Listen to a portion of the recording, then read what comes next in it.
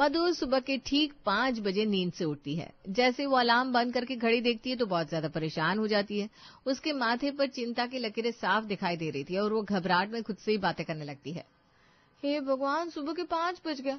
मुझे तो हर हाल में 4 बजे उठना होता है। अभी मुझे सब लोगों का नाश्ता भी बनाना है, सबका लंच भी तैयार करना है। अगर आज ऑफिस जाने में थोड़ी भी देर होगी तो फिर से मेरा बॉस मेरा हाफ डे लगा देगा और फिर होम लोन की किस्त भरने में भी दिक्कत आ जाएगी।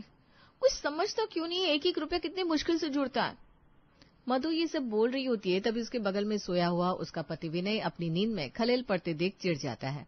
वो करवट बदलता है और मधु को चुप करवाते हुए कहता है, अरे यार मधु, खुद से जितनी भी बातें करनी है बाहर जाकर करो ना, मेरी नींद खराब मत करो। मैं वैसे भी रात को 1 बजे सोया हूँ। नेटफ्लिक्स पर अपनी फेवरेट सीरीज देख रहा था, अब सोने दो मुझे।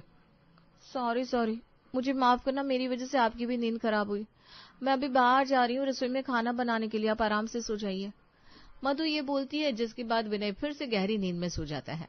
मधु बाहर जाती है और जल्दी जल्दी नहा धोकर रसोई में खाना बनाने के लिए चली जाती है। वो सुबह की फुर्ती से सब लोगों के लिए नाश्ता और टिफिन बनाकर तैयार करती है। सारा काम खत्म करने के बाद वो खुद को देखती है। चलो अच्छा है, जल्दी से खाना बनकर तैयार हो गया, लेकिन इतनी मेहनत करने की वजह से मेरी साड़ी फिर से गंदी हो गई है और शरीर से पसीने, आई कितनी गंदी बदबू आ रही है। अब मुझे ऑफिस जाने के लिए फिर से नहाना पड़ेगा। मधु फिर से अपने कमरे में जाती है, दोबारा नहाती है और ऑफिस के लिए तैयार होती है। वो सबको जाकर नाश्ता परोसती है। तभी उसकी सास नीलम उसे टोकते हुए कहती है, बाबू मुझे तो तेरा समझ में नहीं आता, तुझे एक दिन में कितनी साड़ियां बदलनी होती है, कितनी बार नहाना होता है, पानी क्या मुफ्त का आता है हमारे घर में। माँ जी मैं क्या करूँ, आप ही बताइए। इस घर का नियम है कि बिना नहाए बहू रसोई में नहीं जाती।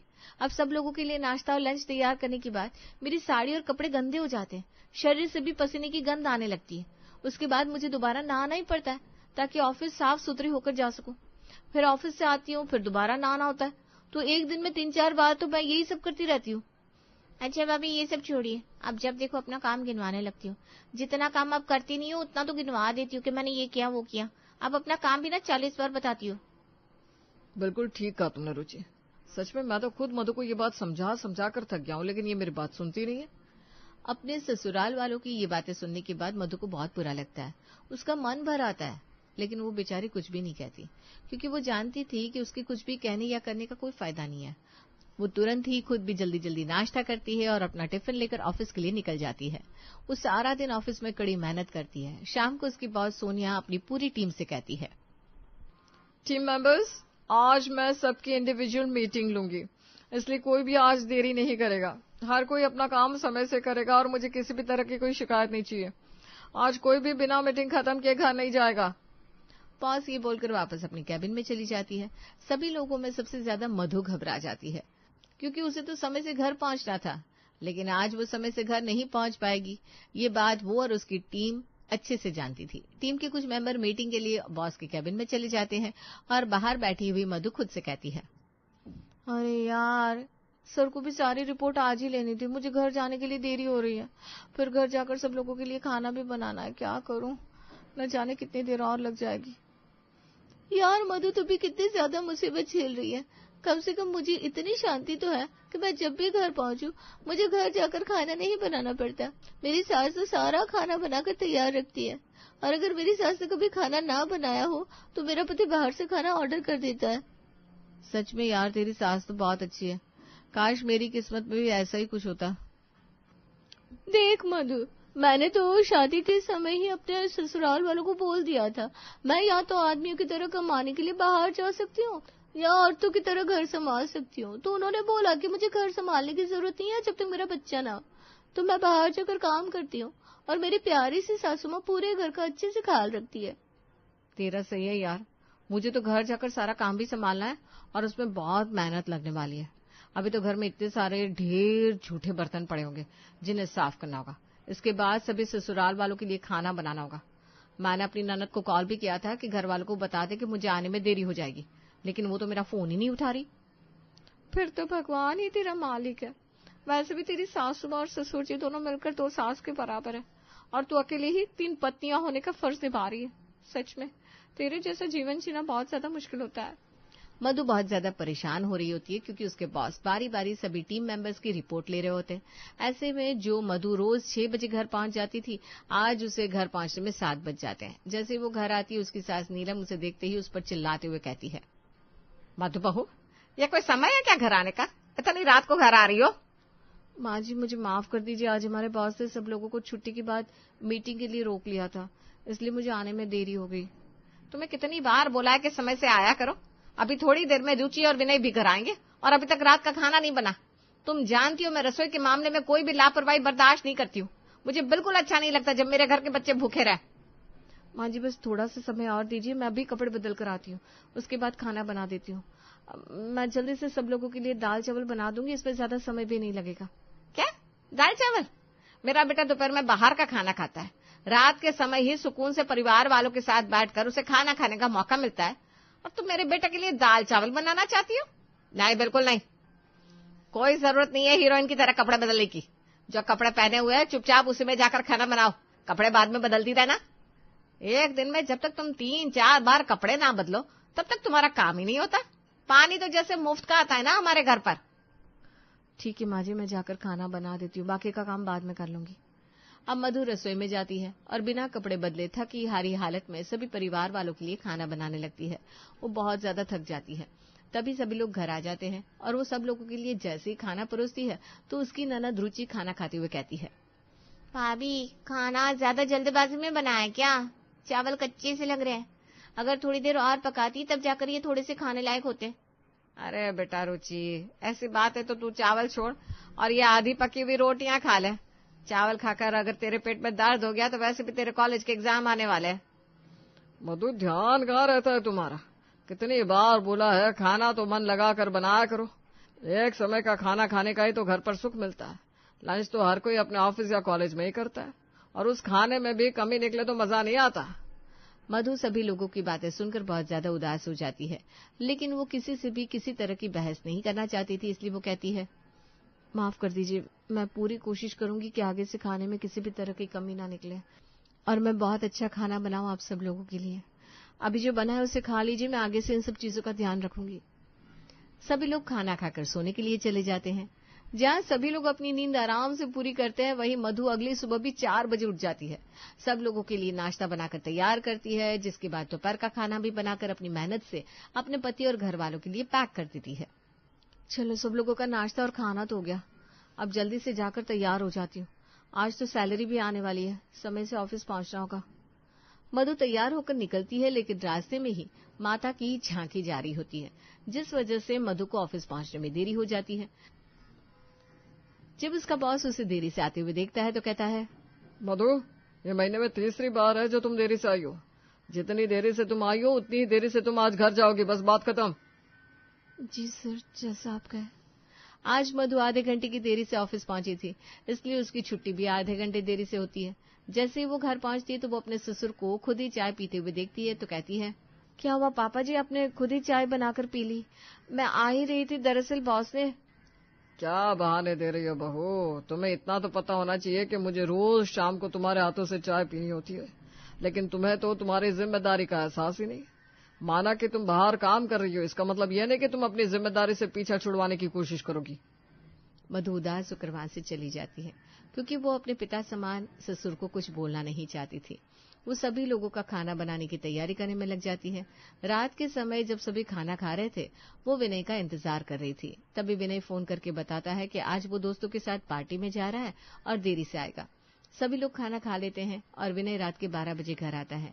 ये देखकर मधु को बहुत गुस्सा आता है, लेकिन वो कुछ नहीं कहती, गुस्से का घूंट पी जाती है। अगले दिन संडे होता है।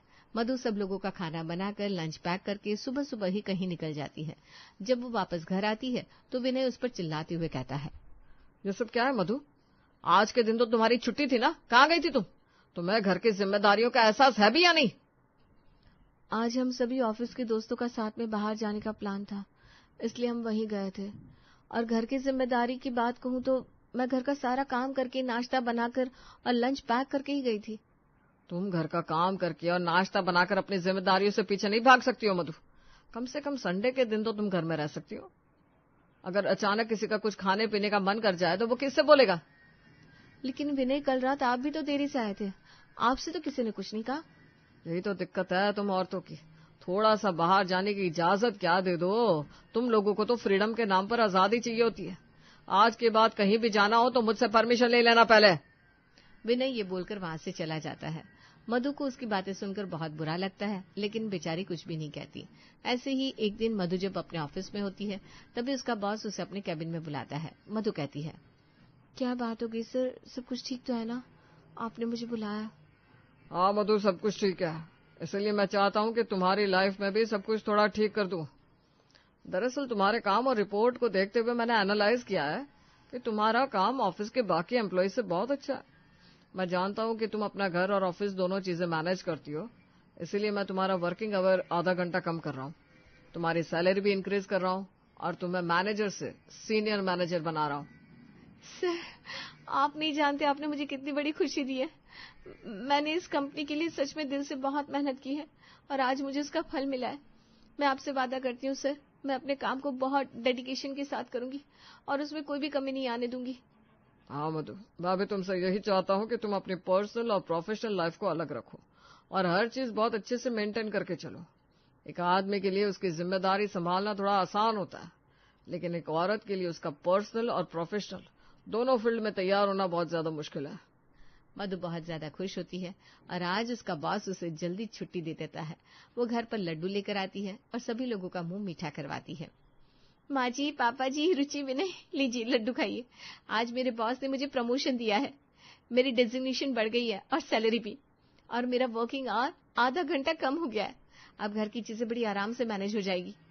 अरे वाह भाभी, फिर तो आप आधा घंटा पहले आ जाओगी तो आराम से खाना बना लोगी। सही है, तो आधा घंटे पहले आ जाएगी तो हमें चिंता नहीं रहेगी कि घर की बहुत देर तक बाहर है, और मुझे भी मेरी शाम की चाय समय पर मिल जाएगी। मधु को ये सारी बातें सुनकर बहुत बुरा लगता है। उन्हें मधु की तरक्की से ज्यादा इस बात की खुशी थी कि उन्हें अब अपनी दिनचर्या को चलाने में थोड़ी और आसानी होगी। मधु की प्रमोशन से उन्हें कोई लेना देना नहीं था, लेकिन मधु को उम्मीद थी कि विनय तो कुछ अच्छा कहेगा। तभी विनय कहता है, अच्छा हुआ तुम्हारा प्रमोशन हो गया। मैं तो यही सोच रहा था क्यों ना हम एक नई गाड़ी खरीद लें। हाँ, वैसे भी हमारी पुरानी गाड़ी लगभग 2-3 साल में पुरानी होने वाली है, उससे हम रुचि को कॉलेज जाने के लिए दे देते हैं। तुम्हारा होम लोन भी कुछ सालों में खत्म हो जाएगा।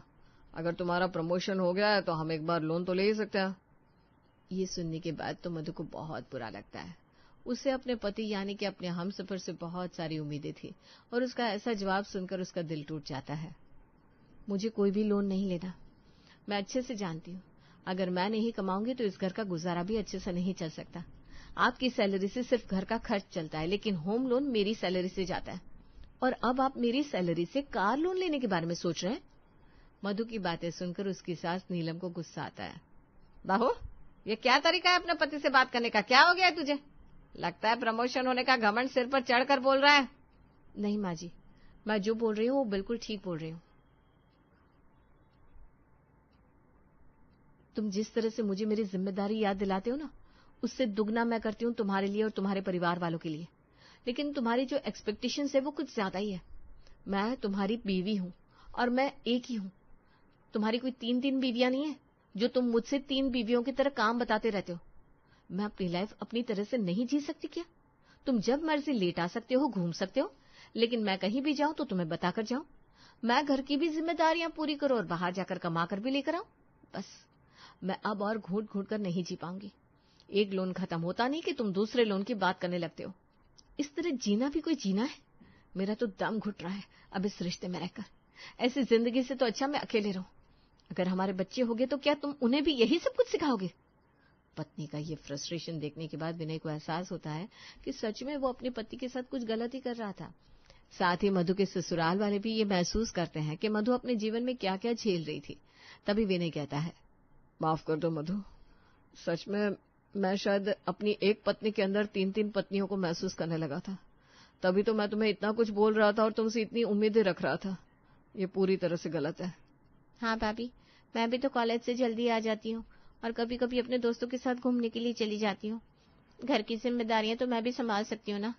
हाँ बहू, मुझे माफ कर दे। मैं भी तो सारा दिन इधर उधर मोहल्ले की औरतों के साथ चुगलियां करती रहती हूँ, या फिर घर में आराम करती हूँ या टीवी के आगे बैठी रहती हूँ। अगर तेरे आने से पहले थोड़ा काम मैं करके रखूंगी तो तुझे भी आराम मिलेगा। मैंने कभी नहीं सोचा, जब तू एक बेटे की तरह बाहर जाकर कमा सकती है तो मैं भी तो एक माँ की तरह तेरी परवरिश कर सकती हूँ ना। और मैं भी बहू, उस दिन तुझे कुछ ज्यादा ही कह दिया था। तूने कभी भी हमें पलटकर जवाब नहीं दिया तो हमें ऐसा लगा कि हमें कुछ भी बोलने का हक मिल गया है। माफ कर देना, शायद हमने बहुत बड़ी गलती कर दी। अगर तूने हमें पहले ही सब कुछ इतने प्यार से समझा दिया होता तो शायद हम लोगों से ये गलती कभी होती ही नहीं। सब लोगों की बातें सुनकर अब मधु को ऐसा एहसास होता है कि देर से ही सही उसके ससुराल वाले उसकी परेशानी को समझ रहे थे। अब वो अपने ससुराल वालों से बड़े प्यार से कहती है, मैं ये नहीं कहती कि आप लोग मेरी जिम्मेदारियां संभाल लो, पर कम से कम मुझे समझने की कोशिश तो करो। अगर आप लोग मुझे नहीं समझेंगे तो कौन समझेगा। जो भी मेरी जिम्मेदारी है मैं उसे निभाने के लिए तैयार हूं और पूरे दिल से निभाऊंगी। बस मैं आप लोगों का साथ चाहती हूँ। वादा करता हूँ मधु कि घर में गाड़ी तो आएगी, लेकिन तुम्हारे कार लोन से नहीं, बल्कि मेरे कार लोन से। मैं ज्यादा मेहनत करूंगा और कोशिश करूंगा कि इस बार अपने पैसों की गाड़ी से अपनी पत्नी को उस गाड़ी में बिठाऊं। विनय के मुंह से ये सुनकर मधु की आंखों में आंसू भर आते हैं और विनय उसे गले लगाकर चुप करवाता है। इस तरह हमारी प्यारी सी मधु, जो अकेले ही 3 पत्नियां होने का फर्ज निभा रही थी, घर संभाल रही थी, पैसे कमा रही थी और सब लोगों का ध्यान भी रख रही थी, उसके परिवार वाले भी अब उसे समझने लगते हैं। मधु को अब वो इज्जत मिलने लगती है जिसकी वो असली हकदार थी।